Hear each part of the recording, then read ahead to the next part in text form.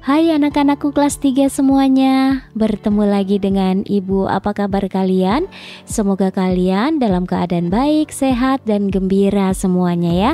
Kita kali ini bertemu untuk membahas kelanjutan dari video yang sebelumnya, masih tentang sakramen baptis.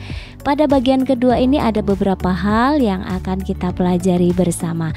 Yuk sekarang kita mulai pelajaran kita.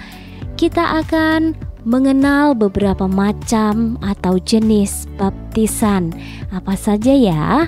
Di sini Ibu menampilkan ada 5 jenis baptisan. Yang pertama adalah baptisan bayi, yaitu baptisan yang diterima saat seseorang masih bayi. Yang kedua, baptisan dewasa. Baptisan yang diterima ketika seseorang sudah dewasa. Yang ketiga, baptisan rindu. Apalagi nih ada baptisan rindu, yaitu saat seseorang katekumen nih. Apa yang disebut katekumen?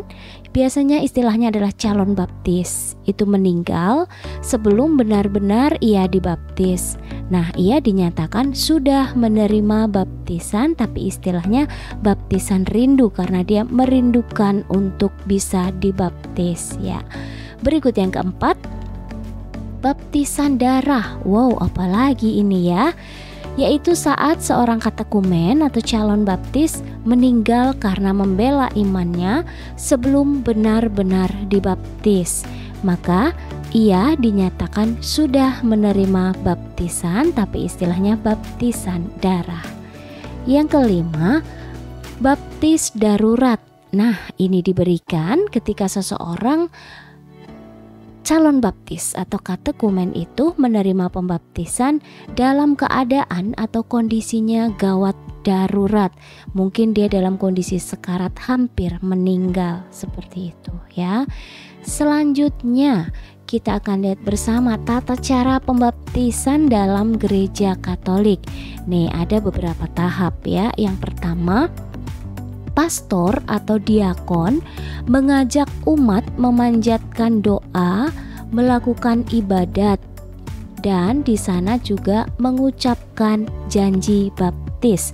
Seperti apa sih contohnya janji baptis itu?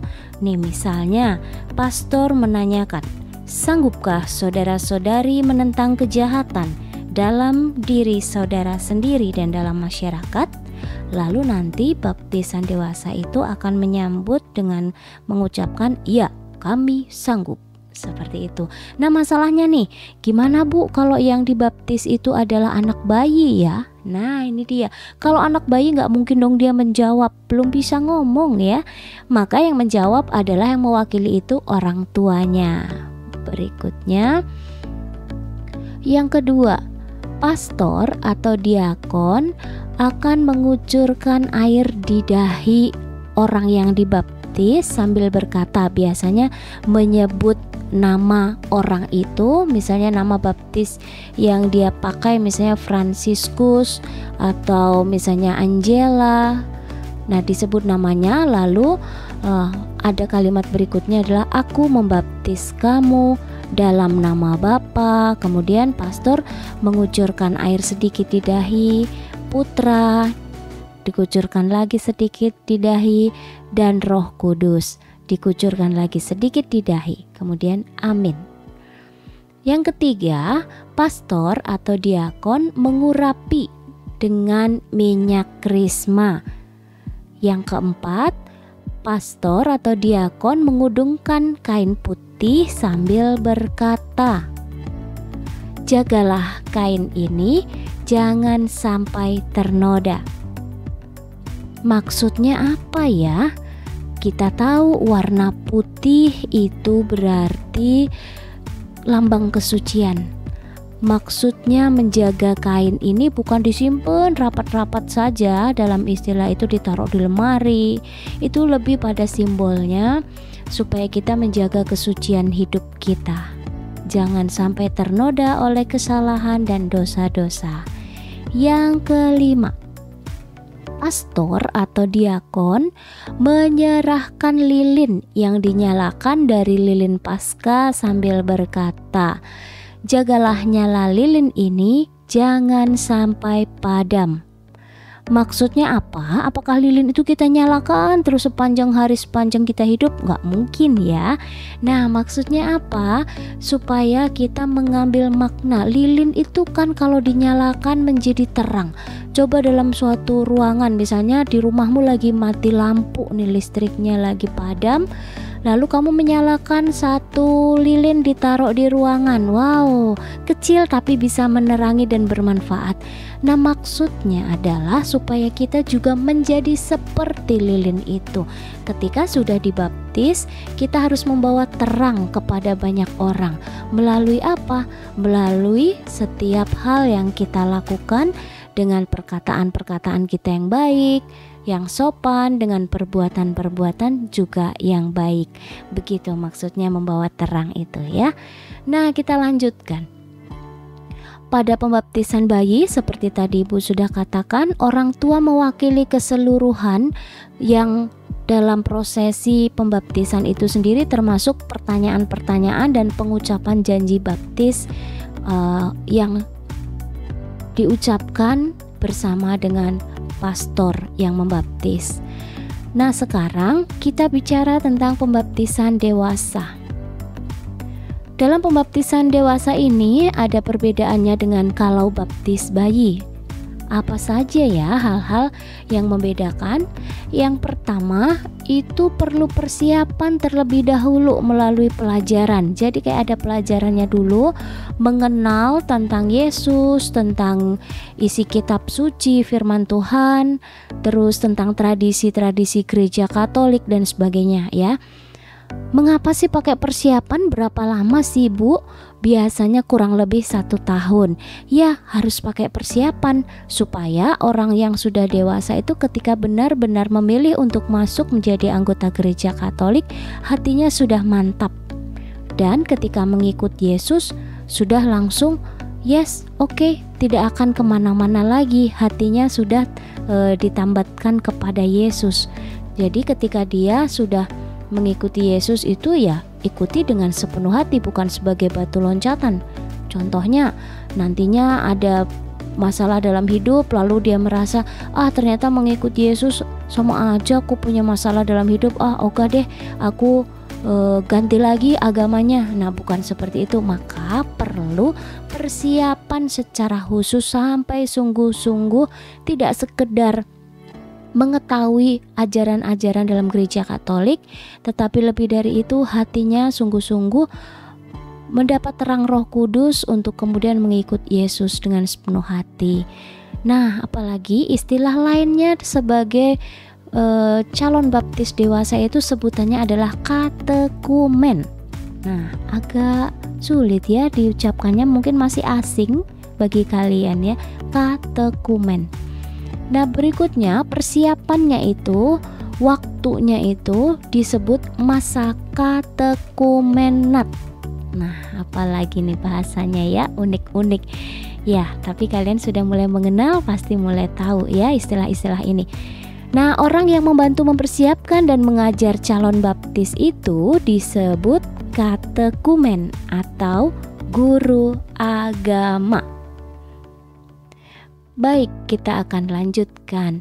Ketika orang sudah dibaptis nih, pasti akan mendapatkan berkat atau rahmat dari pembaptisan itu sendiri. Apa saja ya?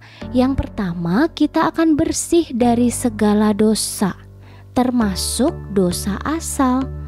Apa ya dosa asal itu? Dosa yang diwarisi dari Adam dan Hawa. Kita ingat bagaimana manusia pertama ini ternyata melanggar aturan, perintah yang Tuhan berikan, dan dari situlah kemudian kedosaan itu dibawa hingga manusia berikutnya di muka bumi ini. Yang kedua, masuk menjadi anggota gereja Katolik. Dan yang ketiga, kita menjadi anak-anak Allah, menjadi pengikut Kristus. Wah, senang ya ketika dibaptis kita sudah bersih dari dosa, kita menjadi anggota gereja, kita menjadi anak Tuhan, dan harapannya menjadi anak Tuhan yang baik ya. Dan sebisa mungkin hindari berbuat salah atau dosa.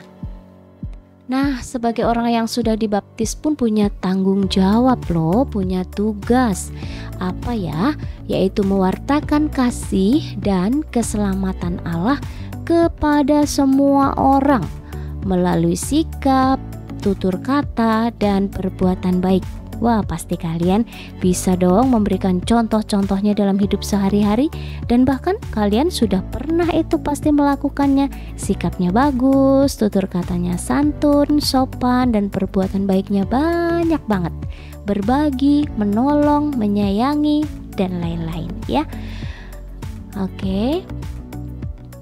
Berikutnya kita bicara tentang wali baptis. Jadi selain ada orang tua yang sikat tekumen itu atau anak bayi yang dibaptis itu kan pasti ada orang tuanya. Nah, ada juga nih wali baptis. Siapa saja yang bisa menjadi wali baptis? Mereka yang sudah dewasa, sudah dibaptis secara Katolik, dan orang tua dari si calon baptis itu sudah mengenal dengan baik. Punya tugas juga loh wali baptis ini. Apa tugasnya? Yaitu membimbing anak baptisnya menjadi orang Katolik yang sejati. Contohnya nih, ketika anak baptisnya itu sudah mulai nih malas ke gereja, malas berdoa, wali baptis misalnya yang jadi wali baptis om atau tantenya gitu ya, itu mereka punya hak loh untuk menegur kita. Kenapa kamu gak ke gereja lagi? Ayo ke gereja yuk bareng aku, misalnya seperti itu. Boleh, dan kamu yang ditegur juga, oh iya terima kasih ya om, atau terima kasih ya tante, sudah diingatkan. Bukannya malah kamu marah, apaan sih negur-negur, orang tuaku juga enggak. Bukan kayak gitu ya. Baik anak-anak, berikutnya orang yang sudah dibaptis itu pastinya punya yang disebut nama baptis. Nah, nama baptis itu diambil dari mana sih? Dari nama para kudus. Mereka kalau yang dibaptis itu cowok biasanya akan menggunakan nama santo.